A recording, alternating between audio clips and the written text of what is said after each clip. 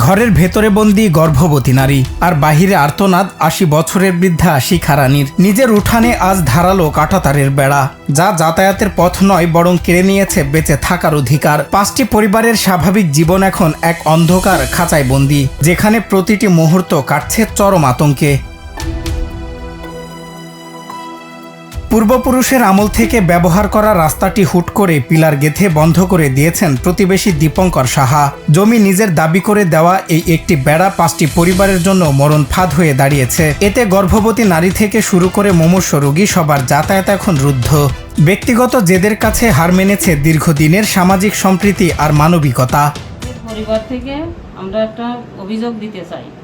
আমাদের ওই যে দীপঙ্কর শাহ, এই একটা পথ আমাদের পূর্বপুরুষ ধরে আমাদের এই পথটা চলাচল করি। আমরা ৬-৭ ঘর আমরা আছি এখানে, যে আমাদের যেতেই দেয় না। মানে বলে কি যে এই জায়গা যদি খাম্বা পুঁতিছে তাঁর তোর দিয়ে ইটি দিয়ে, মানে মোটমাট বিশাল একারে মারামারিও হয়েছে এখানে। মেম্বার চেয়ারম্যানও এসে ওর সাথে পারিনি।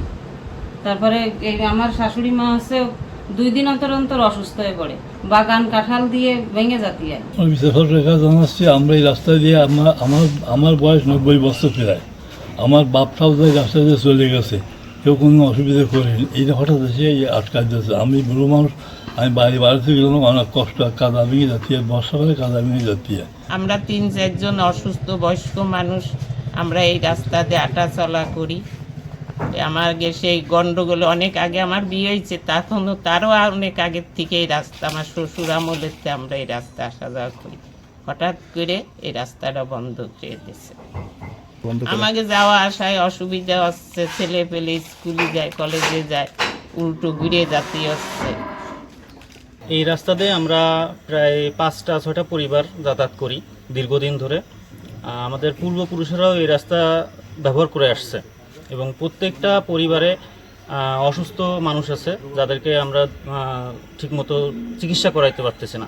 রাস্তা দিয়ে তো বেরোতে হবে, আর যদি ইমার্জেন্সি কিছু হয় এই মুহূর্তে আমাদের বিভিন্ন বাগান কাঁঠাল ভেঙে যাওয়া লাগে। খুলনা জেলার ডুমুরিয়া উপজেলা সাহাপাড়া গ্রামে চলছে এক মধ্যযুগীয় বর্বরতা।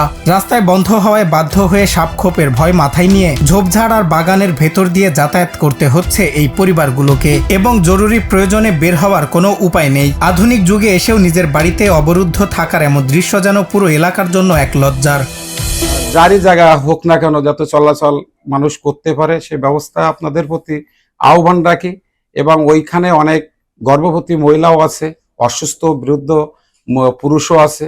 এই মুহূর্তে যদি কেউ কোনো প্রকারে অসুস্থ মারাত্মকভাবে হয়ে পড়ে, ওই বাড়ি থেকে বের হওয়ার কোনো পথ নাই।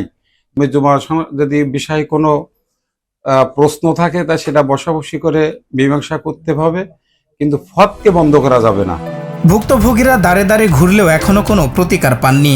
স্থানীয় মেম্বার ও প্রভাবশালীদের বিষয়টি জানালেও সমাধান মেলেনি। অন্যদিকে অভিযুক্ত পক্ষ নিজেদের দাবিতে অনড়। এলাকাবাসী জানান, এভাবে যাতায়াতের পথ বন্ধ করার সংস্কৃতি চালু হলে ভবিষ্যতে আরো অনেক সাধারণ মানুষ এমন অমানবিক দুর্ভোগের শিকার হবেন। আমি যাইতে দেবো না, আমার জায়গা আমি যাইতে দেবো না। এতদিন দিছি, এখন যাইতে দেবো না। কারণ আমার একটা মনের একটা কষ্ট যে তোদের আমি এতদিন যেতে দিছি, তোদের আমি প্রাণের চেয়ে ভালোবাসি, তারপরে তোরা আমার বুকে ছুরি মারিস, আমার তা শেষ আমি করে নিস।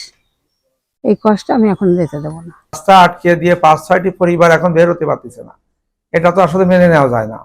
এবং এটা যদি আজকে যদি এই যে রাস্তাটা আটকাইছে, অধিকাংশ মানুষের কিন্তু সরকারি রাস্তার পাশে জমি থাকে না, তাহলে ভবিষ্যতে তো প্রায় 80% লোকের রাস্তায় আটকে যাবে। একটি চলাচলের পথ কেবল মাটির রাস্তা নয়, এটি একটি জীবনের প্রাণ। অসুস্থ বৃদ্ধার চিকিৎসা আর গর্ভবতী মায়ের নিরাপত্তার স্বার্থে এই কাঁটাতারের দেয়াল ভাঙা এখন সময়ের দাবি। প্রশাসন কি পারবে এই পরিবারগুলোকে মুক্তি দিতে, নাকি এই অমানবিক খাঁচাতেই শেষ হয়ে যাবে 5টি পরিবারের স্বপ্ন আর সম্ভাবনা? সজল বিশ্বাস, বাংলা টিভি।